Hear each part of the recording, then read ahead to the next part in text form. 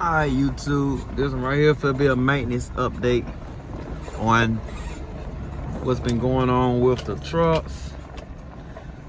As y'all see, that's truck 1 and 3. 2 is back out on the road right now with our new driver. This is the truck I just did a video on the other day and had to get that some new tires put on, had to put some more kingpins on again, and had to put a turbo actuator on it. So I'm finna run it up the road real quick to make sure everything riding smooth before I head out tomorrow. So y'all just stay tuned for this update.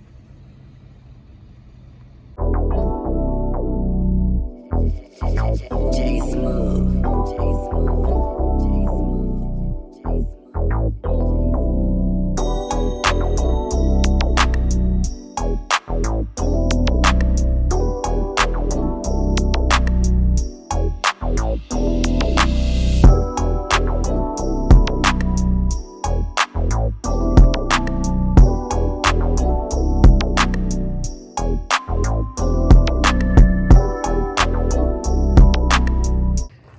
Alright, so first we're gonna start with the back. I don't know that I mentioned, but I also brought it in because it had a hydraulic leak on the lift gate. One thing we're doing, you see how that gate sagging down right here? It always, in between trips, it always sag down. I gotta let it back up. And I know the last time I tried to let it back up, the other day, that thing shot out hydraulic fluid everywhere.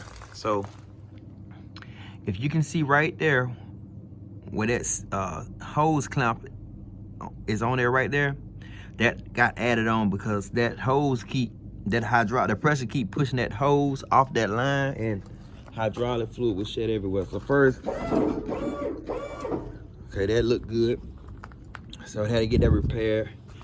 So like I say, they advised me that these tires were 7 years old, but you know, I don't see no dry rot on them, so and the wear look good on them. So we're gonna roll them out until we actually have a problem with them, because on this truck right here, truck number 1, we went ahead and threw new tires already around, and there's no use in going ahead and put that money into more tires if we don't need it, because that's another almost $2,000. I think about 500 a tire, 500 to 700 a tire, I believe.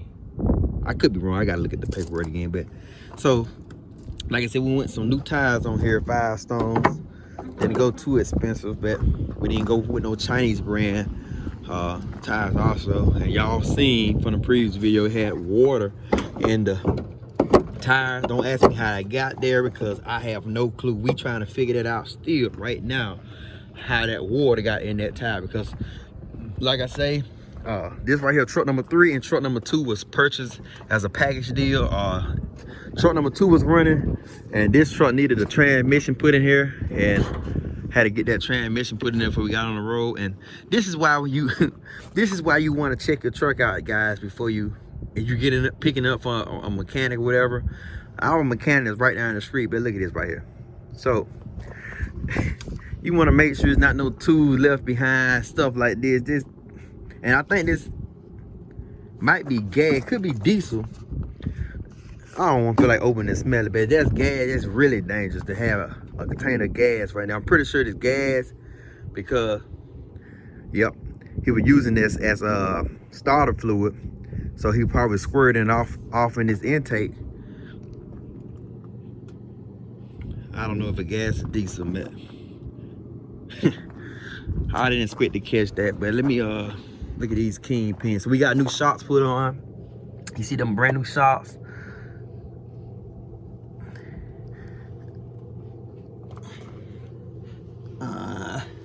Try to see what it look like under here.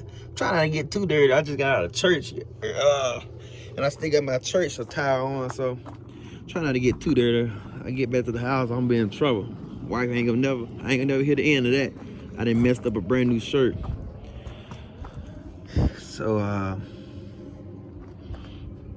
like I said, the shocks been replaced, and the kingpin being replaced again for the second time. But I can really honestly say I know for sure that shake I had on this front end, that what caused them kingpins to fail again, because the shake was so bad, it just felt like the tire was gonna fly off any time, man. And I checked the lug nuts, I checked everything I could to my ability, and you know, and come to find out, it wasn't the kingpin or the alignment, it was that these tires had that water and mud in there. That was crazy. Anyway, so new tires been put on here, new shocks been put on, the kingpins been replaced again, and we had to get the turbo actuator put on here. So when I get out on the road, I'm gonna have to put a get alignment done on here. So I don't want to mess these tires up after we didn't put all that money into it. Anyway, coolant look good. Let me check this stick once again. I don't want to get myself too dirty, so I'm gonna just make sure the stick is wet, which I checked it before I checked it the other day before I took it to the mechanic shop. Yep, stick pretty wet, y'all can see it. So I'm gonna go ahead and fire it up. Also, I don't know when the last time, I think the mechanic just had the truck over there today. Let me see this motor warm. Yeah, the coolant a little warm. So anyway, when it on a cold start, this thing have a hard time starting. So I'm finna check and see what we got. Let it cycle through.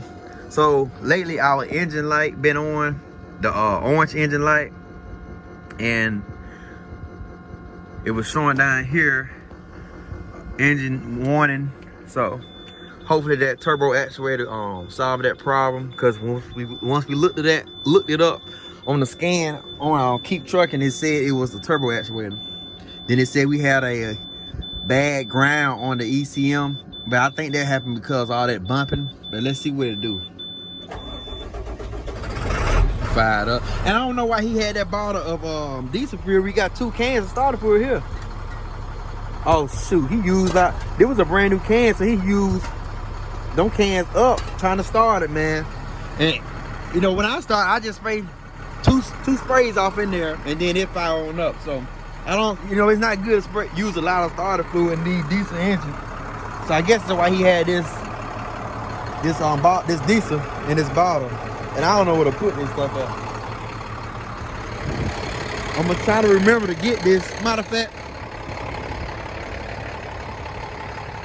it is. I could pour it back in the tank, but I'm not. With my luck, I'm not gonna pour nothing off in that tank. Even though I know it's diesel, so I'm gonna sit it right here, y'all. Remind me to grab them when I come back in. So the update with this truck number 1, well, let me close the hood and get inside the truck and talk to you all. But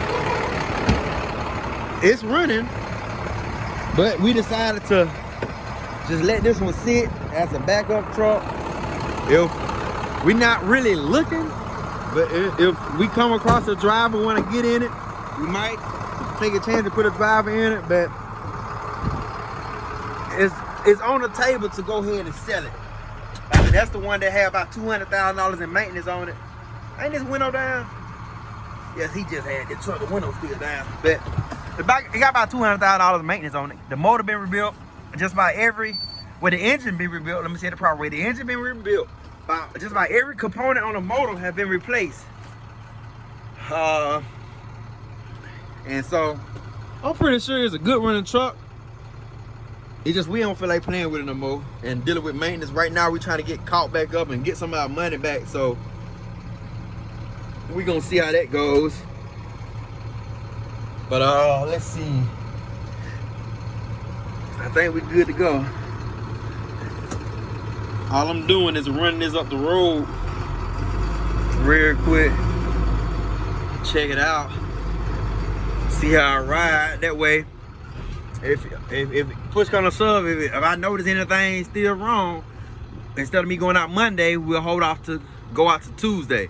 You know, at this point now, if you can prevent any kind of maintenance issues, if it's preventable, you want to go ahead and get it done while you home, because once you get out on the road and you have a breakdown, some breakdown which if you able to catch it. If you would have got it done local at home, it'd be more cheaper than getting the roadside assistance and everything. Because one time we had to get a tire put on, man. That tire was a little over $1,000, man, just to get a tire put on.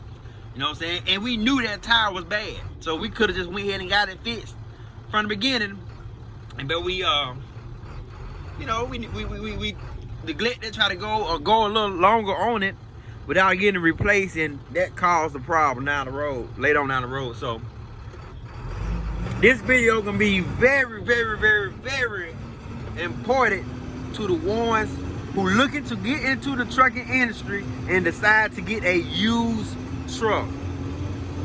Like I say, I can't stress this enough. If you decide to get a used truck, just be prepared to put maintenance into it. And y'all hear it jumping like that because the seat, when I bounce my foot, the seat up so high, when I bounce, my foot jump off that pedal. So that's why you hear and you see how you hear how it kind of jumping. If I hold my foot on down, it won't do it. But what happened is we got these seats set and we locked them in place because the shocks, for some reason, the shocks wearing out real quick on these. We replaced the shocks and the spring in truck number 1, and it's still real bouncy. So I don't know what that is. The New York and New Jersey road what did it. I went out there and the seat was bouncing so much, I think it broke a metal bracket or something on the seat. So it's not it just go up and down. I don't know, I still hear that turbo whistling a little more than where it's supposed to whistle. We gonna see that check engine light come on. If that check engine light come back on, then we know that turbo aspirator is not the problem. Might have to either clean that turbo out or go ahead and get it replaced. But as y'all seen with truck number 1, we had the aspirator replaced, then we had the turbo clean. I think we ended up having to get a turbo put on there. And that turbo, man, that turbo is expensive, man.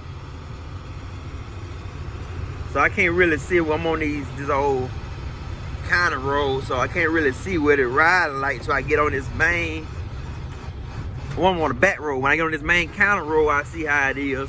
I'm kind of far from the interstate, so I probably won't go to the interstate. I thought about going up there and put some diesel fuel in here, but I'll probably go out there early in the morning, go all the way out that way. We're gonna run up the road to the warehouse and bring her on back in.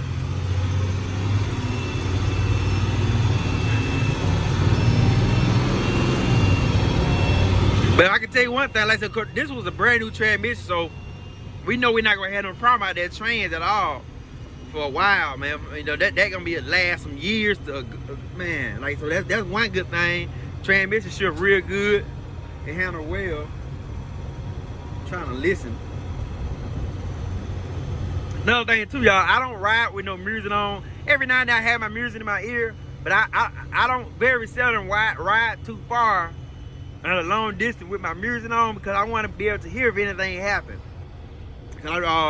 In truck 1, you know, they have the air brakes, and I remember one time I bust the airline on it, which you'll know if you bust the airline because you're gonna the emergency brake gonna instantly pop out.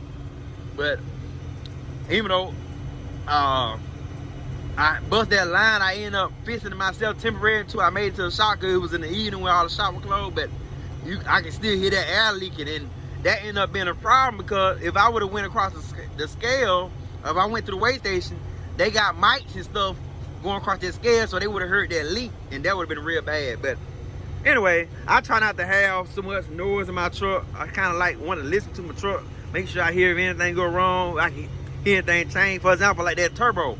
I'm not used to hearing that turbo sounding like that and dealing with truck 1 and 2. So I don't know, y'all let me know. I don't know, is that normal? You can hear it spiral up a little bit, but sometimes when I'm getting up, trying to get up a hill, whatever, it make a little extra spooling noise, if y'all understand what I'm trying to say. But I just want to bring y'all along today with this one. Let y'all see the process of have to deal with a lot of maintenance and check these jokers out, man. Like I say, the first go around, we ended up dumping a lot of money in maintenance. All of it was on the road maintenance. So it's kind of like everything broke down either on a load or on the way to a load. So we're gonna see, can we go ahead and prevent this stuff from happening this year. And like I told y'all, we gonna try this thing out for 6 more months. Y'all hear that turbo? I don't know, can you hear it in the video? Y'all let me know, is that normal? But yeah, we're gonna try this thing out for 6 more months minimum under covered authority, and then we'll go from there. We'll see what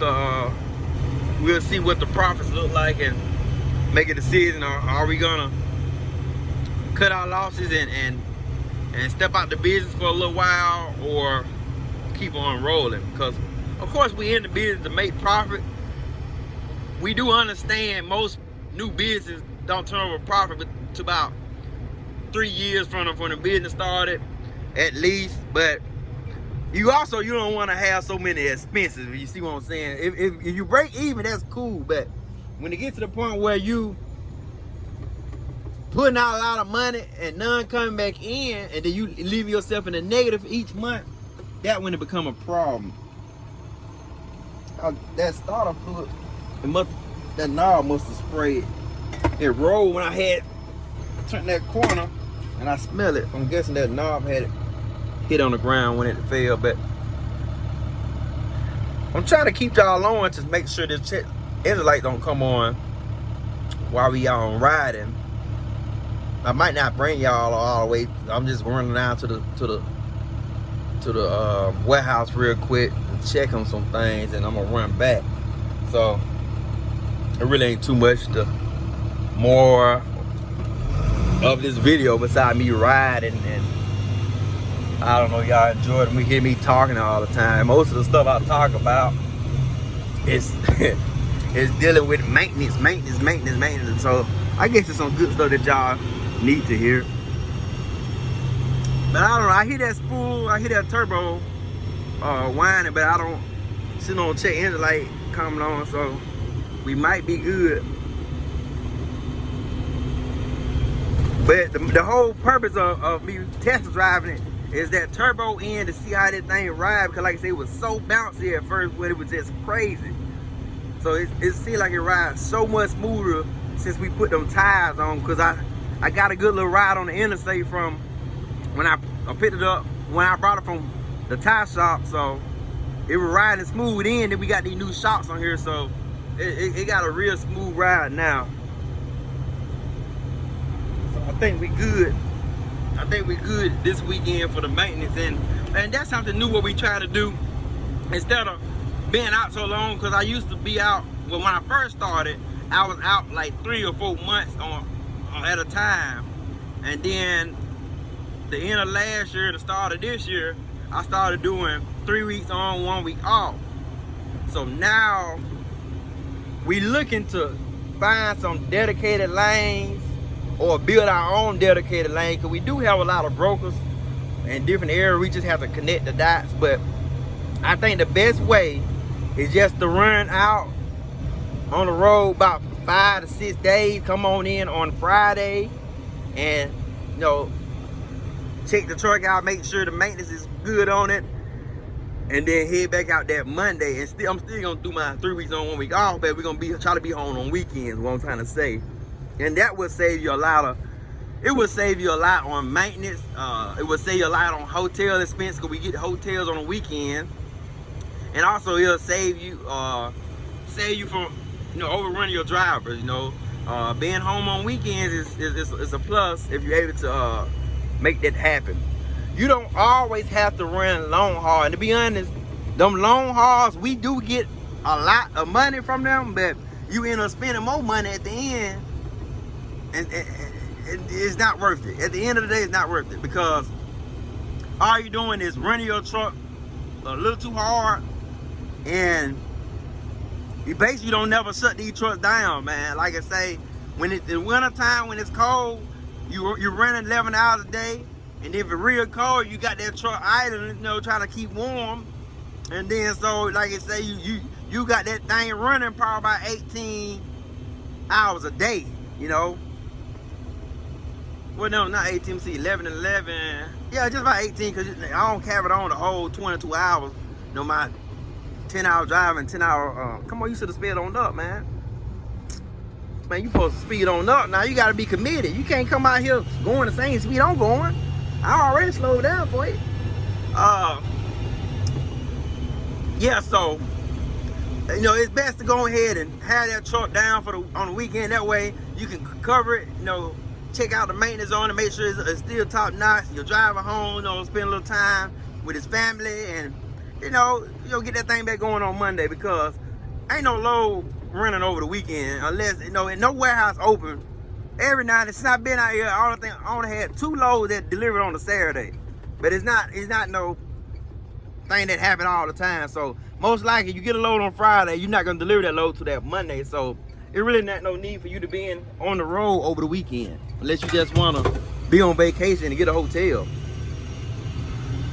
So I'm trying to see what all I can throw in this video, because I'm probably gonna have this probably like a 30-minute video. Try not to have it too long, but I want to make sure I cover everything, because I know some stuff I forgot to cover in the last video, and I called myself want to make some notes on it, and I forgot. Like I say, how I usually do, I like to just talk about stuff, what's going on right then while it's on my mind, and not too seldom while I write stuff down and go back and make a video of it, unless it was something important. But I think I covered everything for you all. So that's an update on maintenance. Like I say, if I feel like I missed something, I just do it again, throw another video out here for you all. I try to make sure I put as many videos out there that I can, that can help a lot of you all who are in the industry or get it into the industry. Like I say, it's like it's a good industry to get in, but it's all about what you make out of it. Let's put it like that. So it's up to you of what you decide to make out of it. You don't have to do the same thing somebody else doing. If you want to, you're welcome to it, but you don't have to. Like I said, it's more than one ways you can make money in this trucking industry, box truck industry. Like I said, you can have contracts and do local routes. You can have a contract and have dedicated lanes. You can have a contract with the post office. You can have a contract with Amazon Relay. You can like I said, you can post your trucks. You can just, you know what I'm saying, get load off the load board. You can do over the road. You can do local. You can even get into the liquidation business and look into getting your own merchandise and your own freight coming in. And it's so many ways to make money with your box truck. Is ridiculous. So I guess that's the next video I do. I'll break it down more. So the next video might not be the very next video, but just be looking forward to a video coming out on how many ways to make money with your box truck. So that's what I'm gonna do next. So like I say, not gonna prolong this video too much longer. Y'all see the check engine, no lights on the dash. It's riding good, sounding pretty decent. It's not, you know, it's smooth, it's not bumping. The only thing I have to do is get the alignment put on there, and I'll be good to go. But like I said, I'm gonna do that when I get back on the road. Maybe when I shut down at one of these truck stops, I go ahead and just let them do an alignment on it while I'm taking my break. But hey, as always, I appreciate y'all for watching, following the channel. Make sure y'all don't forget to like, comment, and subscribe to the channel if you haven't already. But y'all stay safe out there, stay positive, and be blessed.